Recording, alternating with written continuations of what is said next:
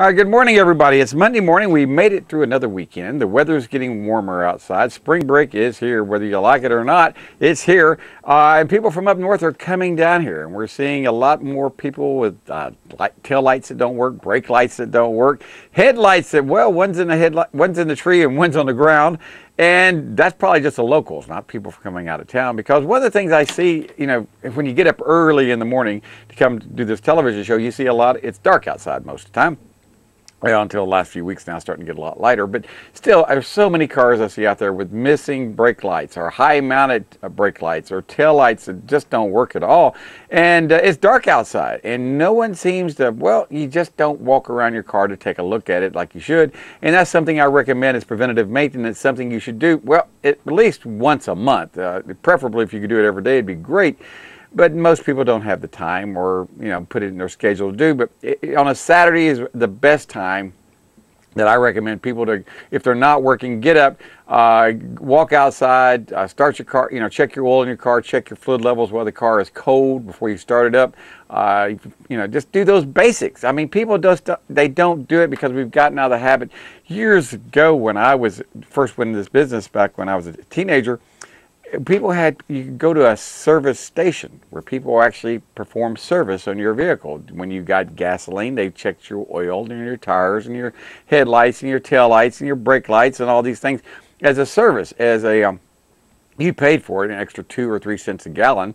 But that's what you paid for. That was the service you were getting, and that's what paid for that guy's salary. That's how I started in this business. We took care of people's cars.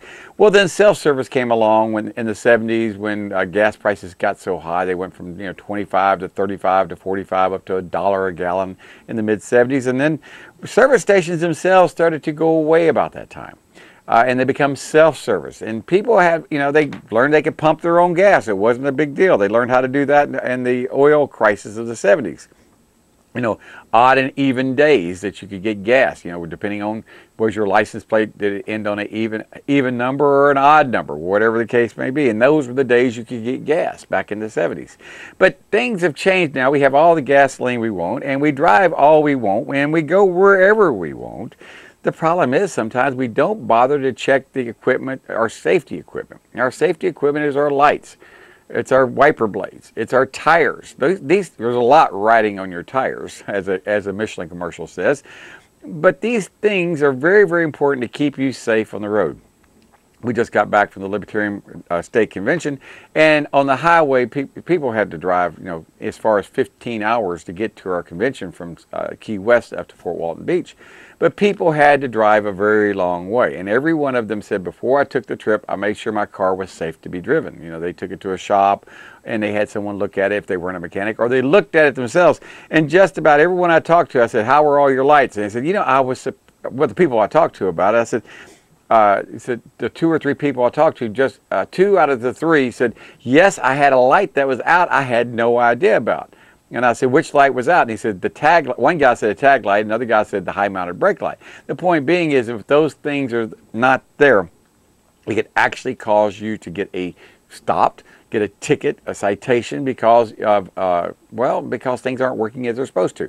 A brake light's not working or tag light's not working, you can be stopped in the middle of some little town between here and wherever you're going, as a revenue-generating source of revenue for that little small town. So to avoid that, it's a lot cheaper to put light bulbs in it than it is to pay a ticket.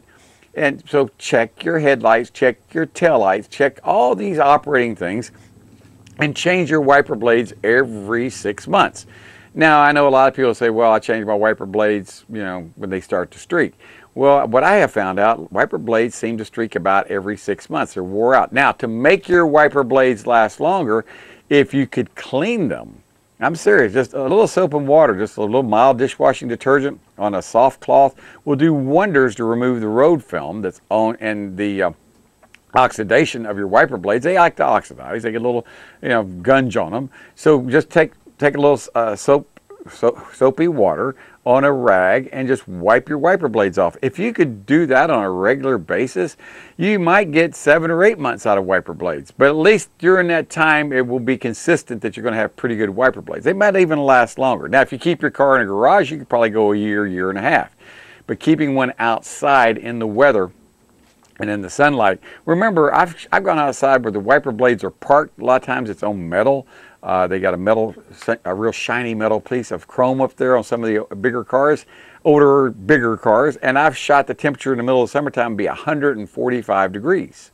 That's pretty darn hot. Now that rubber's resting on that in a kind of a curved position, so it gets kind of made that way. And so when you turn the wipers on, it'll scrape it off, but when it goes back on, it skips because it now doesn't have a flexible edge. So that's part of maintenance. These things need to be checked. Wiper blades need to be checked. You need to make sure those headlights, tail lights, brake lights, even your headlights need to be buffed out, sanded down and buffed out. You can go on the internet and find little tricks on, some people say you can use I don't know I don't know what some of the things, toothpaste. I think someone's saying you use toothpaste. I know that most shops now offer this service to take care of your headlights, and it's usually between $75 and $100. You do it about every year to every 2 years, depending on what you have. And I know at James Auto Center we do it. We guarantee it for a year, and we can make your headlights look, well, brand new again. Now, I'm not going to say they're going to look 100% brand new, but compared to what you probably have on your cars right now, with those yellow little orbs sticking out there that you can barely see when it rains outside, we can make them look brand new, where you can see probably an extra 100 foot ahead. And that's why it's a safety item to have your headlights where you can actually see where you're going. And we're coming on the rainy season. February, March, April are some of the biggest, and then it'll dry out in May, June, and then July. It's back into July. It'll start rain towards the beginning of July. It'll start raining again. That cause the dog days will be here. So we've got 2 periods of rain coming up real soon. So you need to make sure that you got your wiper blades working like they're supposed to. Change them out. They're only good for, on average, 6 months. If you keep them clean and do maintenance on them, keep them in the garage, you can probably go longer, maybe a year, year and a half. But still, make sure that's something that you put into your schedule that needs to be done. Just like changing oil. People don't, they put in their budget oil changes, okay? They say, well, I'm going to have my oil changed twice a year if I change it every 6,000 miles. So I'm going to put back a couple $100 for that. I tell people they really need to be putting back about $25. If they could put back about $25 a week or about $100 a month, you could cover all the maintenance that you need to have on your car throughout the year. If you have a new car, brand spanking new, and you put back $100 a month into a maintenance fund for your vehicle, you're going to have enough money to take care of that vehicle as the maintenance comes due. Now, I know a lot of people that do the same thing I'm talking about, but they don't have car payments. The car is paid for, and they put back money about $100 to $125 a month back into a checking account, where they use that money to take care of maintenance, to change the transmission fluid, the differential fluid, to do all the things that need to be done.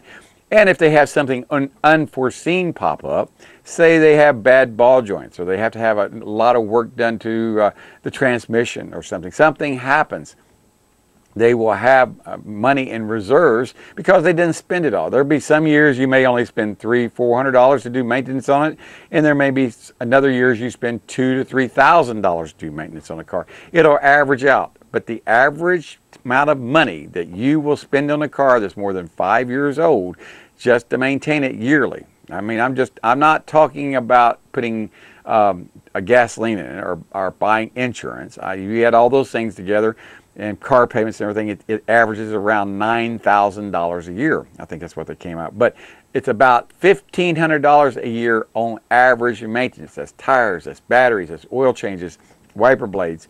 That's what it averages, about $1,500. And that's not me coming up with these things, these numbers. This is AAA coming up with it.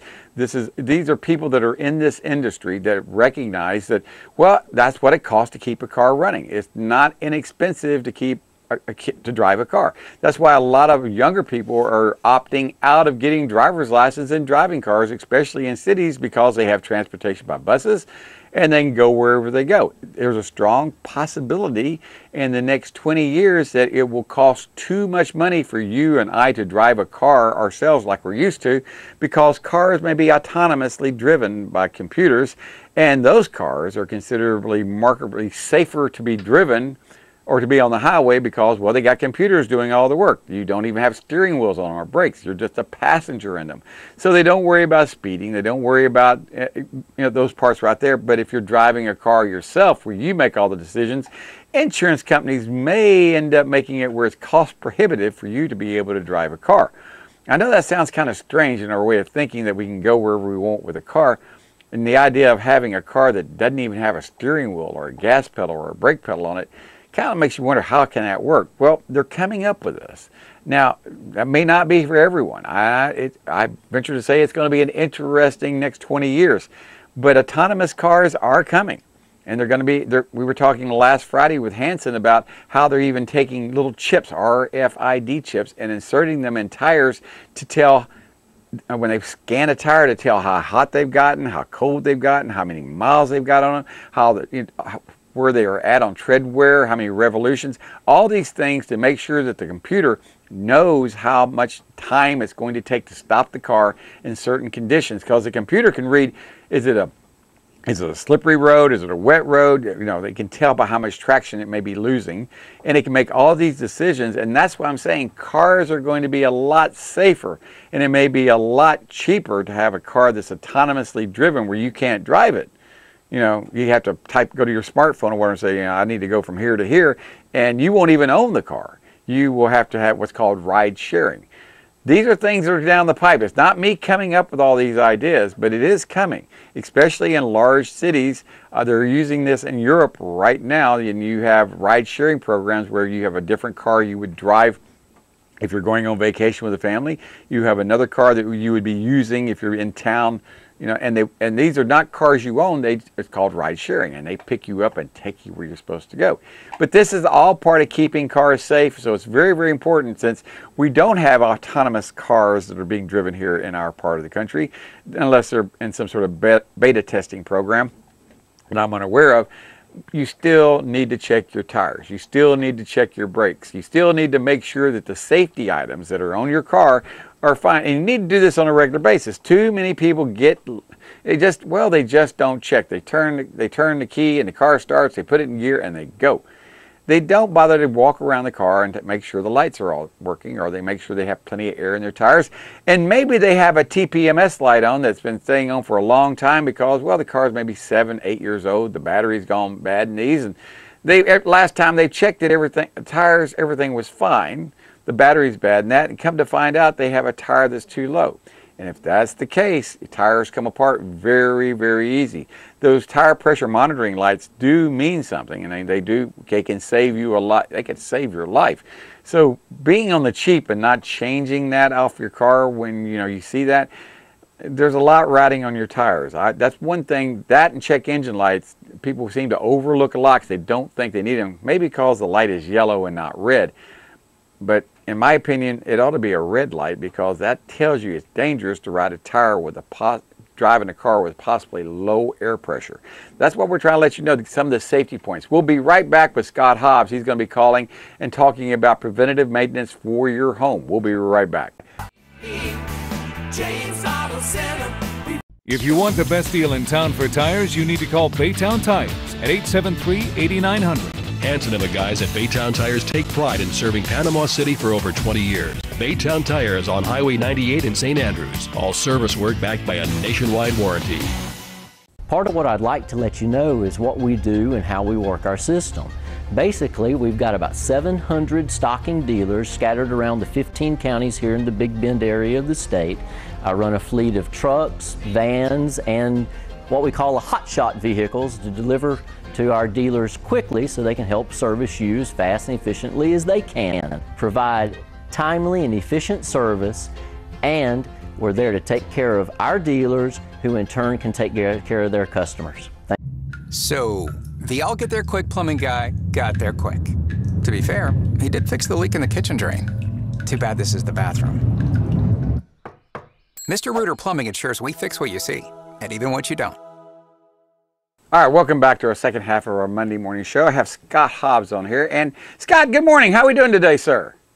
I'm doing great, enjoying the beautiful spring-like weather. Isn't it nice? I tell you, it is amazing when it's February and it's been warm for the last 2-3 weeks. I mean, I just don't know what to say about it. I'm thankful. I really, really am. What would you like to talk about this morning? Is there anything that's on your mind about what you've seen this last week and maintenance on people's plumbing out there? Well, we continuously run into the cast iron that's rotted out on the bottom. We had a homeowner here recently that, it's always bad news when we have to reveal to them that, the cast iron's rotted out, and we're going to have to either do a reline or a replacement or a combination. We do a lot of combinations where we'll replace part of it and reline part of it that's hard to access by excavation. Well, that's something you've talked about.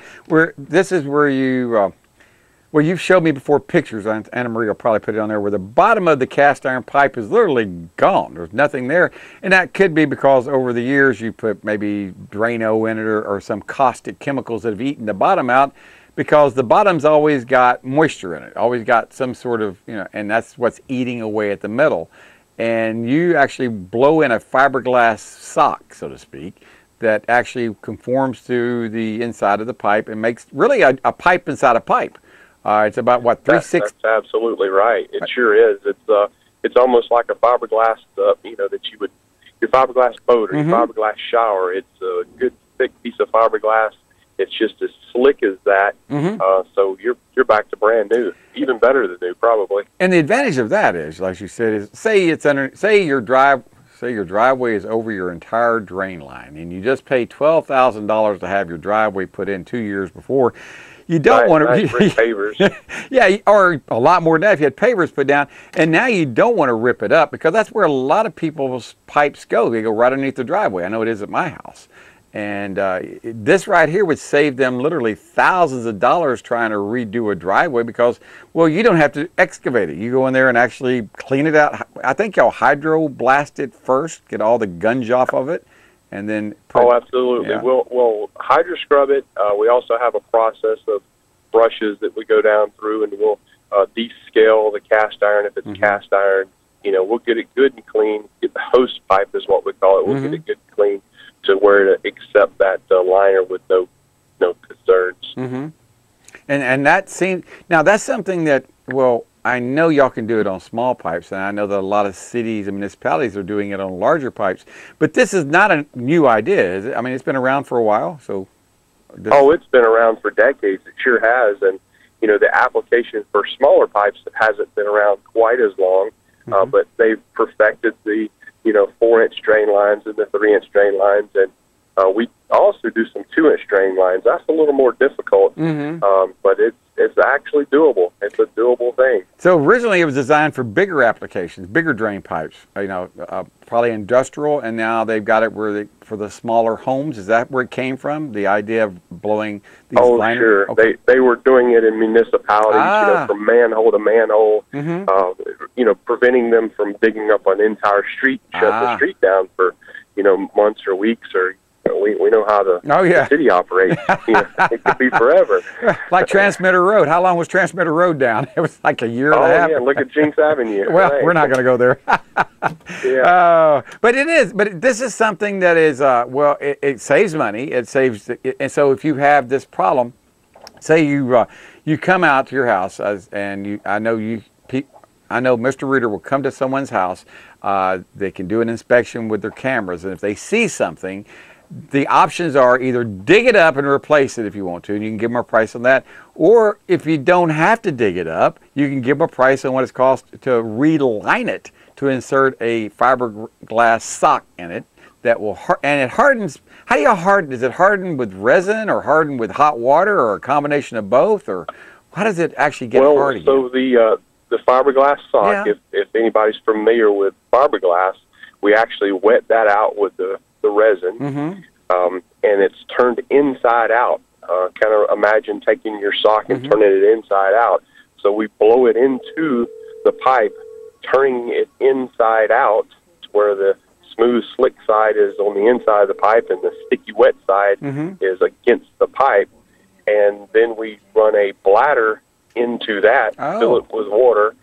We have a boiler that heats the water and circulates it through there, so it cures relatively quick. I had no idea. So that's how it is. So you actually put a bladder, like an inner tube, in there, it presses up against it, full of hot water. So that keeps the shape of it. Is that correct? That's absolutely right. I had no idea. It only takes about 15, 20 psi to keep it inflated, and then we circulate the hot water through there, to the end and back, to the end and back, and within, just an hour or so, it'll be cured, and you pull the bladder, and it's like brand new. I had no idea. I didn't know. Well, anyway, that's a fantastic idea. So that's something that saves people a lot of money if they want to do that, and that's something you could do. Now, we've talked about using BioChoice before, and that's something. I'm not going to say it's an enzyme because it's not. It's it's a probiotic. That's the best way to say it is. It's kind of like, that's right. It's something that helps eat and digest and make things liquid, where they'll dissolve and go to drain fields of the septic tank, the fats, oils, and grease. I think that's what you call it, the fog. And that is something that y'all sell as well. And as a matter of fact, if someone calls this number, 763-2001, and asks for it, you can actually, I think if you're in the neighborhood, you can drop it off and show them how to use it and tell them a little bit about BioChoice. Oh, absolutely. So, if you're in our service area, we'll, schedule it within our route and stop by and drop off a bottle to you and explain the benefits of it. But you're absolutely right. It's something. It's just like your body needs a probiotic. Your plumbing system needs a probiotic to keep everything flowing. And part of that's, the cast iron rotting out on the bottom may not be just only the harsh chemicals, but, the grease, the fats, oils, and grease over, decades interacts with that steel, that cast iron, and it actually starts to rot that out. So, if they've been using something like a BioChoice for all those years, it would have prevented that or at least delayed that. Now, people have cast iron piping was used up to what, say 1970? I'm just throwing a number out there. I have no idea. Well, some folks were still using it up into the early 80s, but for the most part, the mid-70s was the end of it, other than government projects where they still spec it out. Now, but we have lots of houses out there that people are buying. Well, it's a new home to them. It's an older home. It's a 30, 40-year-old home. And they're going to get it inspected by a home inspector, and that's standard operating procedure. But one of the things they're not getting, and I recommend, and I think you would too, is a plumbing inspection. Because a home inspector really they're just kind of glossing over the high points. They make sure you have water pressure and your toilet's flush. I think that's about anything they do. I may be wrong, but wouldn't a plumbing inspection be in order, you would think? Oh, absolutely, because your typical home inspector is not going to have the ability to camera the lines and see and be an expert on some of the things that we're an expert on. He's a general expert. He'll be able to look at some code issues and some potential concerns that the homeowner may need to know about, but we're going to be more detailed in our specific trade. And that's important because I have people that buy a car. They wanted to get a car, and they say, well, the car has been pre-certified by the dealership. It's been checked out by 101. I said, that's wonderful. Let me take a look at it still. And 9 out of 10 times, we end up saving them a lot of money by finding things that, well, you can't find unless you have specialized equipment like you have. And then they're able to go back and say, okay, I'd like a better deal on this, or can you fix this before I purchase this car? And the same thing can happen on a home. You can do a plumbing inspection, say, look, we realize it's a nice deal on the home, but we're going to have to do $20,000 worth of plumbing because the drain lines or the septic tank or whatever all has to be redone. And that's something that, well, I know it's not free, but you're going to spend at least 2 to 3 hours to do an inspection on a home. Is that correct? I'm just guessing, a plumbing inspection? Yeah, it's going to take some time, depending on the size of the home. So, we're not just going to walk in, walk out. We're going to, really do a thorough job. And it's not uncommon for us to get a call from a new homeowner. Well, the home is new to them, and we come out and we find out that, the cast iron's rotted out, or the water lines need to be repiped because they're old galvanized, or we've talked about it before, the polybutylene piping, that nobody brought it to their attention, and now they've closed on the home and they've got a, $5,000, $10,000, whatever, plumbing bill coming their way, that you're right, they could have negotiated up front to either have it repaired or, discount the home. And the reason I can bring this forward because I've made that same mistake as a homeowner. We bought homes back in 2005 in the height of the bubble. because we had people that our employees didn't have a place to stay, and because they were being kicked out of their home because their rental home was now being sold. So we ended up having to buy houses. And the houses we bought, well, like you said, the piping coming in had hardly any water pressure because we had put new piping in. It was galvanized, and the drain lines were messed up. And we bought the home. Well, what a great deal! But then we had to have all that redone. If we had found out about that first, paid the $200, $300, $400, $500, whatever it cost, we literally would have saved probably $20,000. Sure. And that's something I'm recommending. If you're listening to this, pay the money. There's nothing free in life. There's no free lunch out there, but pay what it takes to get a home inspected internally, externally, because the external part can be done. You can look in the roof and under the house on the outside, but going down the pipes takes special equipment. You've got to have that camera to see what's going on from your house to the road, because that's what you're responsible for if you're a homeowner. Is that correct? Sure. Right. The homeowner is responsible all the way to the city's right-of-way, their connection. And typically that'll be, it's very obvious. If we camera the lines, we can tell where the city's responsibility starts. Okay, and that's important. But like I said, it's worth an ounce of prevention is worth a pound of cure. And I see people all the time not doing this when they buy a used car, not getting it checked out. And I see people, including myself, have done this, bought a used home, without having it checked out, without having the plumbing, from the drain lines to the water supply checked out, because there's a lot more to your plumbing than just incoming and outgoing. There really is a lot more to it. And sure, absolutely. And it's got to be done right. And a lot of people don't realize what kind of plumbing they have until, well, they find out it's too late. Like that polybutyl, I don't even know how to say it right. But anyway, polybutyl. Yeah, that stuff. It's gray. It don't work right. It causes trouble. It really does. It does. It really does. Well, we're up against the clock. We got about 35 seconds left. What would you recommend people do besides giving you a call? Well, that's the most important thing. If they have a plumbing need, is to give us a call. But just be aware of their plumbing. If they don't call a professional, at least on an annual basis or twice a year, look under your cabinets, walk around, turn the faucets, the emergency shutoffs on and off. Know where your main shutoff is in the event that you have a water line break. Just be aware of the system. Out of sight, out of mind, sometimes it's a bad thing.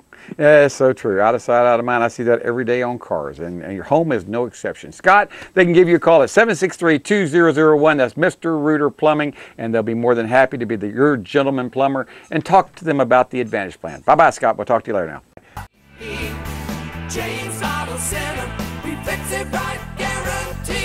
Part of what I'd like to let you know is what we do and how we work our system. Basically, we've got about 700 stocking dealers scattered around the 15 counties here in the Big Bend area of the state. I run a fleet of trucks, vans, and what we call hotshot vehicles to deliver to our dealers quickly so they can help service you as fast and efficiently as they can. Provide timely and efficient service, and we're there to take care of our dealers, who in turn can take care of their customers. Thank you. Water is too powerful to fight alone.